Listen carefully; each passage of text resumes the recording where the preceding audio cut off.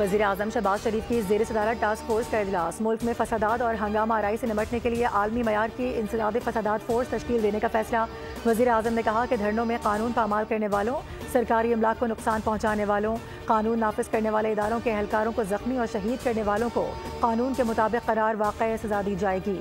انتشار پھیلانے والوں نے بیلاروس کے صدر کے دورہ پاکستان کے دوران بھی دارالحکومت پر لشکر کشی کی، جو ہمارے لیے شرمندگی کا باعث بنا۔ وزیر اعظم شہباز شریف 2 روزہ دورے پر سعودی عرب روانہ، COP 16 کے سائیڈ لائن سمٹ میں شرکت کریں گے۔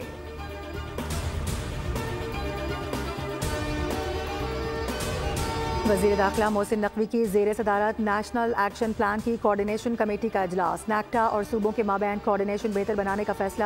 وزیر داخلہ کا سیکیورٹی اداروں کی ضروریات ترجیحی بنیادوں پر پوری کرنے کا اعلان۔ کمیٹی اجلاس میں چینی شہریوں کی سیکیورٹی کے انتظامات کا جائزہ بھی لیا گیا۔ محسن نقوی نے کہا کہ دہشت گردی کے حالیہ واقعات انتہائی افسوسناک اور قابل مذمت ہیں۔ امن و امان کی صورتحال کو بہتر بنانے کے لیے سب نے مل کر کام کرنا ہے۔ نیکٹا دہشت گردی کے خلاف جنگ میں لیڈنگ کردار ادا کرے گا۔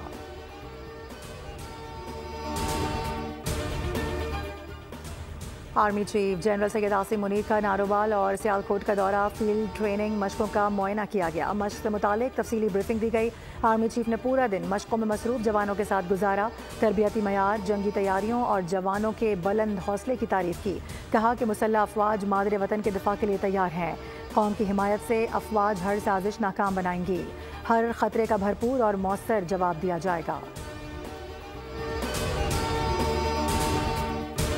پاکستان اسٹاک مارکیٹ میں ایک اور ریکارڈ 100 انڈیکس 1,04,000 کا سنگ میل عبور کر گیا۔ 1,000 سے زائد پوائنٹس کا اضافہ دیکھا گیا۔ وفاقی وزیر احسن اقبال کا اسٹاک مارکیٹ کا دورہ، تقریب سے خطاب میں کہا کہ 2 سالہ محنت کا نتیجہ ہے کہ مہنگائی اب 5% سے بھی نیچے آ چکی ہے۔ ہم نے اپنی سیاست داؤ پر لگا کر مشکل فیصلے کیے اور ملک کو بچایا۔ پچھلی حکومت کے IMF سے کیے گئے معاہدوں پر بھی مجبوراً ہمیں عمل کرنا پڑا۔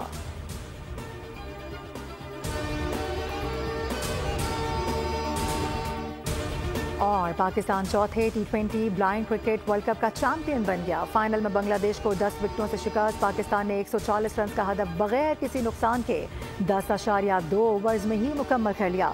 کپتان نثار علی نے 72 اور محمد صفدر نے 47 رنز اسکور کیے۔ پاکستانی ٹیم پورے ورلڈ کپ میں ناقابل شکست رہی۔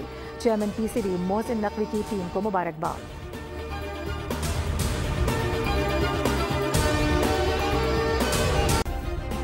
سبسکرائب کریں اور بیل دبائیں تاکہ کوئی خبر رہ نہ جائے۔